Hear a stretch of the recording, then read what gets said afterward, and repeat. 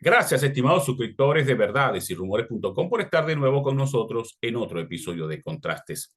Con el informe de la misión especial de la Organización de Naciones Unidas para Venezuela, de nuevo se confirma que en nuestro país ha funcionado un sistemático plan para perseguir, torturar e intentar aniquilar a la oposición. La investigación es demoledora porque documenta más de 100 casos de opositores cuyos derechos humanos han sido violados en las mazmorras del SEBIN y de la Dirección General de Contrainteligencia Militar. Pero adicionalmente determinó que en Venezuela ha funcionado un mecanismo diseñado para ejecutar el plan gubernamental de reprimir la disidencia y apuntalarse en el poder. Eso claramente define que todo forma parte de una estrategia bien pensada y ejecutada que ha tenido como cabecillas a Nicolás Maduro y Diosdado Cabello. Ahora bien, aunque el informe es impactante, no podemos llegar a pensar que Maduro y sus secuaces están acabados. Debemos recordar que los tiempos de la ONU y la Corte Penal Internacional son mucho más lentos que las angustias y el sufrimiento de un país. Sin duda que habrá justicia en algún momento ante tanto desastre causado por el chavismo, pero no podemos aspirar que sea a muy corto plazo. Lo que sí queda claro es que está prohibido olvidar la tragedia que ha significado el chavismo para nuestra patria. Hoy converso con Romer Barbosa, asesor tributario y expresidente del Colegio de Contadores Públicos del Estado Zulia, sobre la Ley de Coordinación y Armonización Tributaria. Ya regresamos.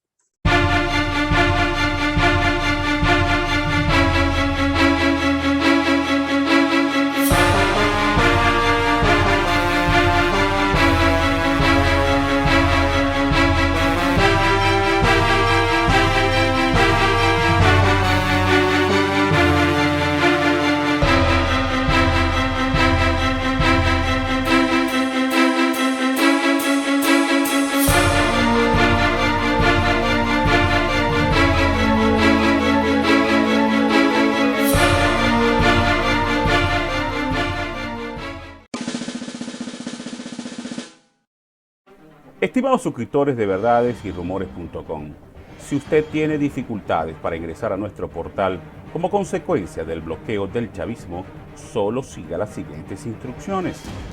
Ingrese a la Play Store de Google y busque la aplicación Intra. Luego pulse el botón para instalar.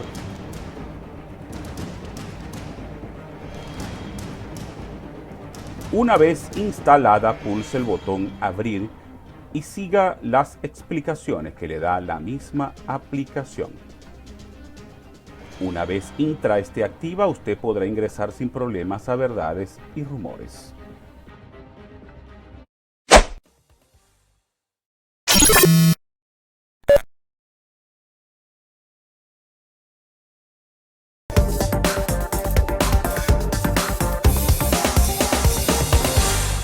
Hoy converso con Romer Barbosa. Romer, además de asesor tributario, fue presidente del Colegio de Contadores Públicos del Estado Zulia.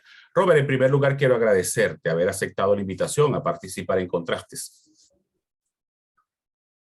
Te agradezco a ti pues la oportunidad que me das para poder dirigirme a la gente del Zulia, que son mis lectores y quienes me ven generalmente, ¿no? Las personas conocidas. Entonces es un placer contigo y con la gente donde llega tu programa. Robert, entremos en materia. Toda una polémica se ha generado en torno a la Ley de Coordinación y Armonización Tributaria que está en discusión en la Asamblea Nacional bajo el control chavista. En primer lugar, me gustaría que nos explicaras en qué consiste la ley, cuál es el supuesto espíritu de la ley. Ok, hay varias cosas, ¿no?, que debemos determinar. Número uno, existe la potestad en la misma Constitución, estableció la posibilidad de que el Estado armonizara las potestades tributarias de los municipios, especialmente municipios y estados, pero hablamos generalmente de los municipios porque los estados pues son la cenicienta a la que no se le otorgan capacidades ni potestades tributarias. Entonces ya la Constitución lo preveía porque de toda la vida ha sido que siempre hay unos municipios que cobran unos tributos por los que no tienen que cobrar, y hay otros que los que sí tienen que cobrar lo cobran de una manera muy por encima de la capacidad de los empresarios. Por eso iba dirigido fundamentalmente para efectos de las alícuotas. En el año 2005, y luego modificada en varias ocasiones, la última en el 2010, entró en vigencia la Ley Orgánica del Poder Público Municipal, con un capítulo bien amplio de lo que es la parte de la tributación, porque es una tercera parte de la ley. Bastante amplia y bastante completa, salvo algunos casos excepcionales, no entró en el control o colocar un parámetro para efectos de las alícuotas. No entró allí, solamente en lo que tenía que ver con televisión, con radio, una que otra cosa. Pero bien importante, y dicho sea de paso, de acuerdo al proyecto que estamos viendo, con toda seguridad va a contradecir buena parte de lo que se establece en la Ley Orgánica del Poder Público Municipal, la cual en un número importante de cosas sencillamente le es contraria. Esta ley atiende a la disminución de los ingresos en el Estado, en todo el país, lo que hizo que el situado constitucional fuera algo ilusorio, tanto para municipales como para la parte de los estados. No les llega el situado constitucional, y todos los municipios, lógicamente, entonces trataron a través de su sistema tributario de obtener mayor cantidad de ingresos. Repito, de una manera realmente increíble, donde se establecen cosas. Ahora mismo estoy con una colega del municipio Colón, del estado Zulia, donde me dice, mira, aquí estamos, realmente nos están cobrando cualquier cantidad de cosas, y no hayamos qué hacer y necesitamos reunirnos. Bueno, ¿por qué? Porque cualquier municipio, pero ¿y cuál es la novedad en este caso? Bueno, ellos nos quieren cobrar, pero en dólares, no nos quieren cobrar en bolívares, sino en dólares. Algo que realmente el dólar no es una unidad, es una unidad de cuenta hoy en día en Venezuela, pero no es una unidad de pago. Pero además de eso, que es que ni siquiera podría ser unidad de cuenta aun cuando se utiliza. Esta nueva ley va a utilizar, en lugar del dólar, todos utilizan distintas cosas. Por ejemplo, el CENIA utiliza la unidad tributaria para unas cosas, y para otro utiliza la unidad de mayor valor, el tipo de cambio de mayor valor determinado por el Banco Central de Venezuela. Y prohibió el CENIAT, una de estas cosas que no se entienden porque son potestades totalmente distintas, que los municipios tomaran el uso de su unidad tributaria. Lógicamente, entonces hemos visto que los municipios, uno utiliza el gramo de oro, el dólar, el petro, cualquier cantidad de cosas. Esto es, para los efectos de la tributación, es violatorio de todo. Es violatorio de la legalidad, de la no retroactividad, porque la seguridad jurídica, o sea, yo te aplico a ti una sanción y entonces si te la voy a pagar, llámese en unidad tributaria, en petro, en unidad de mayor valor determinada por el Banco Central de Venezuela, en gramos de oro, en lo que sea. Todos entendemos que cualquier cosa sube más aceleradamente que el bolívar. O no es que sube, todos se mantienen en unos valores racionales, mientras que el bolívar realmente va perdiendo su valor. Lo que la gente dice es que sube el dólar, no, el dólar no sube, lo que sucede es que baja el bolívar. Entonces, todas estas unidades, cuando yo he hecho el análisis, me consigo que violan todos los dispositivos constitucionales, no hay uno que respeten. Y tal vez el de mayor fuerza es el de la seguridad jurídica. Y esto tendrían que modificar la Constitución para que esto entrara. ¿Por qué? Porque tiene que existir, desde el inicio de un periodo, tú tienes que saber qué es lo que tú tienes que pagar. Claro. Pero además de saber lo que tienes que pagar, tú también tendrías que saber, si te sancionan, cuánto te va a costar la sanción. Con la utilización de cualquiera de estos, vuelvo a repetir, llámalo petro, unidad de mayor valor, dólar, lo que fuera, la determinación tributaria es incierta, no va a estar determinada por una ley, que es lo que establece la Constitución. O sea, hay una serie de principios que nos determinan la tributación en Venezuela, y la mayoría en todo el mundo. Y esos principios son violados, la Constitución los mantiene, la ley orgánica del poder público municipal bastante bien, y esta lo repite, nos dice, por ejemplo, en la exposición de motivos, lo primero que aparece es el principio de legalidad, luego dice la capacidad que tiene el Estado. Sí, el Estado nacional tiene la capacidad para armonizar, lo que no tiene es la capacidad para agarrar con las manos y decir, esta potestad te corresponde a ti y esta me corresponde a mí. No. Y además, cuando estamos hablando de ese Estado nacional, ese Estado nacional es el poder legislativo, él es el que puede establecer las leyes en materia tributaria, repito, aquí en cualquier país del mundo. Entonces, cuando yo voy a nombrar un Consejo Superior de Armonización Tributaria, voy a ver que esto va a depender del Ministerio de Economía. Entonces, yo le estoy diciendo a los municipios que esa potestad que la Constitución te otorgó, porque es una cuestión histórica, recuerda que Venezuela como tal nació en un cabildo donde se decidió que se iban a defender los derechos de Fernando VII en aquella ocasión. Entonces hay una tradición municipalista que está establecida en la Constitución. Yo puedo estar o no de acuerdo con alguna de las disposiciones de la Constitución, pero lógicamente tenemos que acatarlo, está en la Constitución. Pero el primero que tiene que acatarlo es el Estado venezolano y por supuesto sus órganos legislativos. Entonces, si el órgano legislativo él no puede delegar el establecimiento de alícuotas, por decir algo. Ahora las alícuotas van a estar fijadas. Me parece bien. Existe un límite máximo para el impuesto a la actividad económica del 3%. Okay. Porque resulta que de pronto tú vas a establecer un negocio y tú comienzas a prestarle servicio a la industria petrolera, entonces te dicen, esto es industria petrolera, entonces tú tienes que pagar el 5, el 6, el 7%, lo que quieras.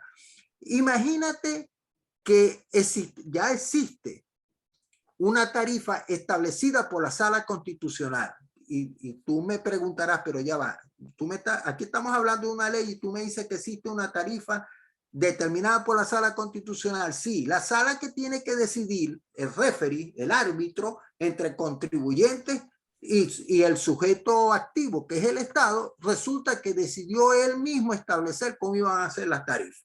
¿Okay? Y estableció, por ejemplo, esa sala constitucional decidió que no se podía cobrar en ninguna moneda extranjera, en divisas, se tiene que cobrar en bolívares, pero estableció el petro. Entonces la sala constitucional, que es la que nos ha venido enseñando, en eso te lo puedo decir, o sea, yo aprendo una teoría en la universidad, todos los abogados aprendemos unos principios del derecho, unas normas, pero luego la jurisprudencia es la que nos va diciendo cómo se aplica esa normativa a los casos específicos. Y esa sala constitucional, esta tiene ya 23 años, diciéndonos cuáles son la validez de estos principios. Seguridad jurídica. Usted tiene que saber antes de iniciar el ejercicio lo que va a pagar y si usted incumple, cuál es la sanción que va a pagar. Ah, pero ahora me la modifican por un petro, que nosotros sabemos que su forma de cálculo es...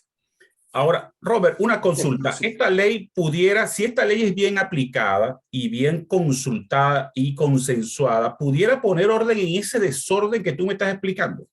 Por supuesto que sí, claro que sí. Esa ley bien aplicada sería el tener una seguridad jurídica para todo, el que realmente tanto los municipios tengan la forma de obtener sus ingresos razonablemente, como luego los contribuyentes sepan lo que tienen que pagar. Mira, esto se tiene que pagar o no se tiene, y no que esté pasando lo que te digo, que de cualquier municipio nos dicen, no, es que ellos me están cobrando X cosas. Te voy a dar un ejemplo. Ok. Que todos los municipios generalmente lo hacen. La Sala Constitucional en 12 de diciembre del 2002, con ponencia de Delgado Ocando, decidió ya de manera definitiva que los honorarios profesionales no están sujetos al impuesto a la actividad económica. Y los honorarios profesionales, pues en Venezuela los profesionales tienen una carrera, tienen una colegiación, y la actividad profesional es donde prevalece el intelecto sobre la actividad física. Parece que es claro, pero sin embargo no hay municipio, incluido el municipio Maracaibo, donde no te lleguen a fiscalizar. Entonces ya eliminaron los profesionales. No existe un código de actividades profesionales, pero entonces le llegan a los odontólogos, a los bioanalistas, en consultas médicas, a los médicos. El ejemplo que más me ha llamado la atención, el de las imágenes. Cuando tú vas en un sitio donde hay quienes te leen las imágenes, imposible que tengan estudios menores de cuarto nivel. Pero a mí me tocó un caso que todos tenían de quinto nivel, pero además tenían postdoctorado. Ahora, si eso no es honorario profesional, ¿qué es honorario profesional? Entonces Claro. tú dices, ¿qué le pasa al municipio? ¿O es que el municipio piensa que unos rayos X o una tomografía es una fotografía, que yo la veo y veo si está bonito o si está feo? No, la diferencia de saberla leer o no, precisamente la da el profesional, porque yo he visto los casos donde un profesional dice, no, no, tranquilo, ahí no hay problema. Y cuando el profesional que sí conoce, el que tiene los posgrados, el que se ha especializado en ello, puede decir la diferencia. Entonces, ¿por qué hoy en día siguen de alguna manera yendo en contra de esos profesionales? Entonces, esto lo podría ayudar la ley. La ley, decirle, señores, o sea, no es solamente que no cobren honorarios profesionales, que tienen que saber que lo que es educación, que lo que es todos los honorarios profesionales son actividades civiles y no están sujetas a este tipo de impuestos. El impuesto a la actividad económica, que es por el que se obtienen el mayor número de ingresos en los municipios. De tal manera que, bueno, ya aquí tenemos una primera parte. Robert, tenemos que hacer una pausa. En el siguiente segmento quiero hablar sobre el impacto que esto va a tener en la recaudación de los municipios, porque si bien es cierto que los municipios tienen unas competencias que la ley aparentemente está violentando, también los municipios necesitan ingresos y de ahí la aparición de tantos tipos de tasas de impuestos que han venido apareciendo. Hagamos una pausa, ya regresamos.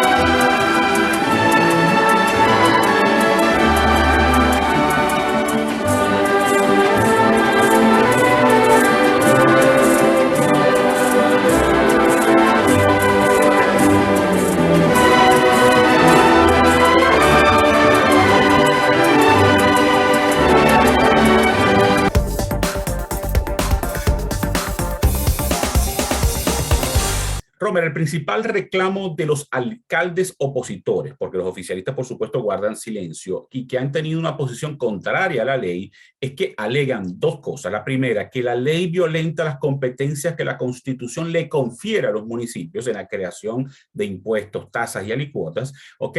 Pero además hablan de que eso impactaría gravemente la recaudación de impuestos. Incluso un alcalde, le escuché, el alcalde de Los Alias en el estado Miranda, hablaba de que más del 70-80% de los municipios en Venezuela están quebrados. ¿Cómo esta ley pudiera impactar el funcionamiento, la recaudación de los municipios? Sí, la ley, repito, pudiera ser positiva, pero realmente la ley sola no va a hacer nada. ¿Por qué? Te lo decía con las alícuotas. Cuando se establece un 3% como un tope máximo en el impuesto a la actividad económica, ya parece razonable. Algún alcalde, vamos a decir que por falta de conocimiento, para no decir otra cosa, podría decir que es que lo que pasa es que si él estaba cobrando una actividad el 5% y ahora es el 3%, va a perder un 40%.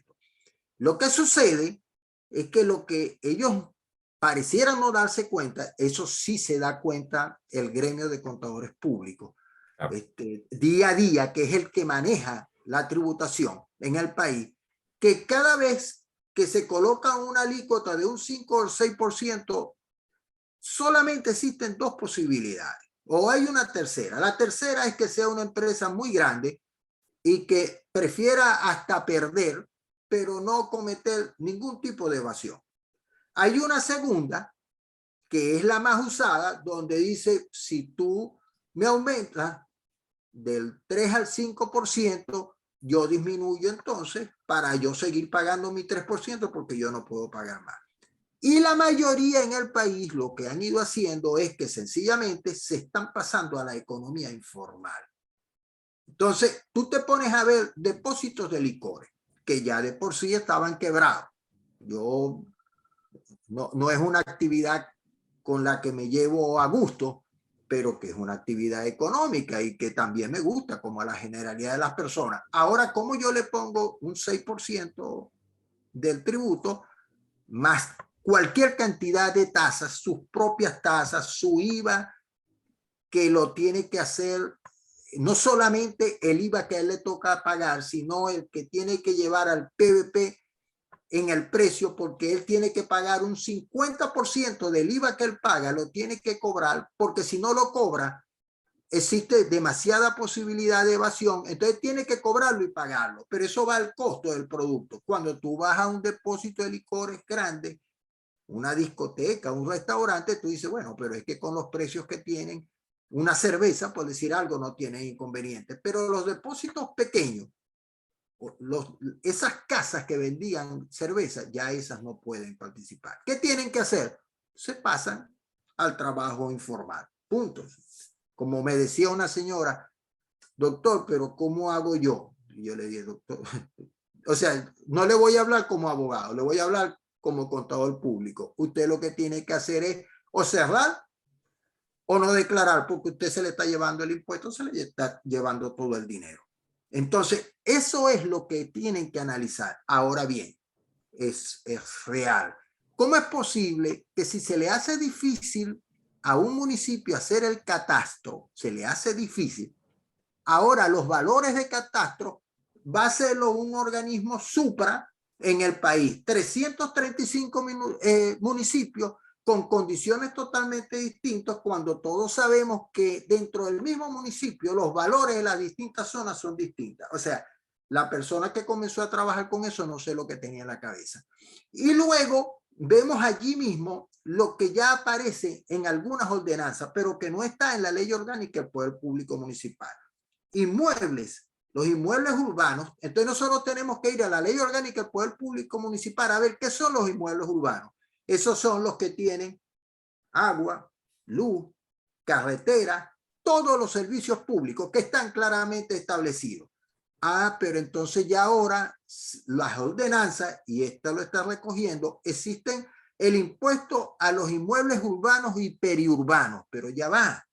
La Constitución no te da periurbano. Periurbanos son los que están en los límites entre el sector urbano y rural, son aquellos que no tienen los servicios. Entonces, ¿cómo voy a cobrar yo un impuesto municipal a quien no tiene servicios municipales? Entonces, además, violando lo que establece la Constitución, porque la Constitución no está facultando a eso, es solamente inmuebles urbanos. Entonces, realmente sí hay que revisar. Entiendo que la intención mayoritariamente es positiva, o sea, hay un reclamo generalizado porque nos cobran cualquier cosa, pero entendamos también que esto no queda solamente en la ley, sino que queda en el proceso del día a día en los municipios. Y ese proceso en los municipios, o sea, es un verdadero desastre. Entonces, yo tengo un ejemplo que te voy a dar. Y ahí están los municipios, a los alcaldes no les va a gustar esto. Y de esto se habló muchísimo antes, pero ahora no se habla, queda el silencio. Si hoy en día un municipio tiene el acceso a la tecnología y yo puedo hacer mi declaración y puedo pagar directamente al banco y el 100% de mi tributo va para la alcaldía, ¿por qué yo municipio tengo que pagarle a una compañía X porque pase por la oficina del contador o del contribuyente a buscar el pago? Porque no es que le van a pagar a él, no, se va a pagar. ¿Y cuánto le va a quedar a esa compañía de cobranza? Un 20%. Menos el 20% no da, porque ya nosotros sabemos que cuando dicen para Pedro, para Juan y para José, ya tiene que ir un porcentaje, es un 20%. ¿Por qué no le pagas a tus fiscales para que ellos revisen? Porque evasión hay, sí, claro que la hay en un 50% es poco. La evasión en el número de empresas, por supuesto, no en los tributos, porque las empresas más grandes, en teoría, generalmente son las que menos evaden, pero la pequeña es que no tiene opción. No tiene opción porque es que hay muchas otras cosas, muchos otros tributos. Y entonces la pregunta viene, si ese Estado quiere armonizar los tributos, ¿por qué no comienza a armonizar los propios? ¿Cómo es posible que se cobre un impuesto ahora, este mes, un impuesto a los grandes patrimonios y tú tienes una empresa que no tienes actividad alguna, la tienes cerrada? Estás esperando a ver si en algún día puedes iniciar de nuevo las operaciones porque sencillamente no tienes venta, no tienes materia prima o lo que fuera. Por cualquier motivo tú no lo tienes. Y entonces el Estado te va a hacer pagar un impuesto a los grandes patrimonios, que ese impuesto a los grandes patrimonios es confiscatorio. Pero es claro, porque un impuesto es confiscatorio cuando toma una parte de patrimonio. Él no agarra de las operaciones, sino de tu patrimonio. Y si tú tienes 0 de ingresos, aunque pagues 1 de patrimonio, eso es confiscatorio con 1. Entonces, eso lo tiene el Estado Nacional. Y como te estoy diciendo eso, o sea, la gente no tiene idea de la cantidad de tributos que pagan las empresas. Y le creo que es muy superior a lo que está sucediendo a ese Estado Nacional. Cuando la unidad tributaria que se utiliza para el cálculo del impuesto sobre la renta se tiene subvaluada, y por eso es que el Estado, o sea, fíjate, o sea, el Estado en alguna ocasión, un profesor, yo le decía, y yo, mira, yo estoy viendo que aquí lo que está sucediendo es que existen unas personas que están haciendo suponer que por el beneficio y de acuerdo a la ley, otras personas tienen que pagar y están obteniendo el beneficio ellos o un tercero. En este caso, el tercero es el Estado. Pero eso tiene una tipificación y está en el Código Penal. Robert, nos quedan 2 minutos de programa.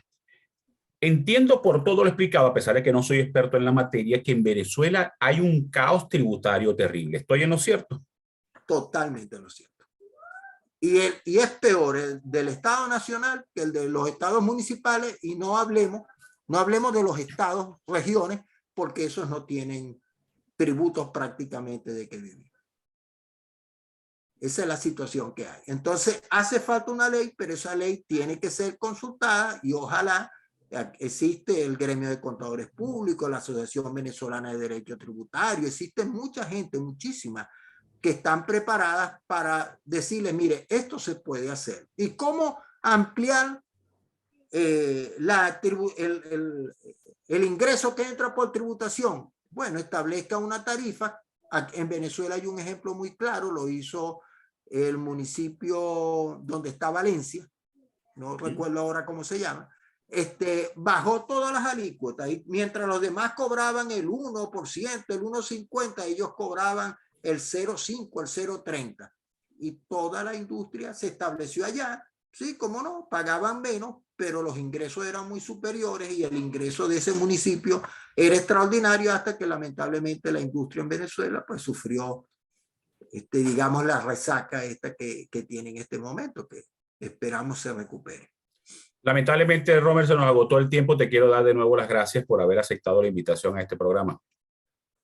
Bueno, gracias a ti, te repito, por darme la oportunidad de conversar sobre estos temas siempre interesantes, importantes para el país y la profesión. Y a ustedes muchas gracias por haber estado en la sintonía. Nos vemos el próximo lunes con otra interesante entrevista.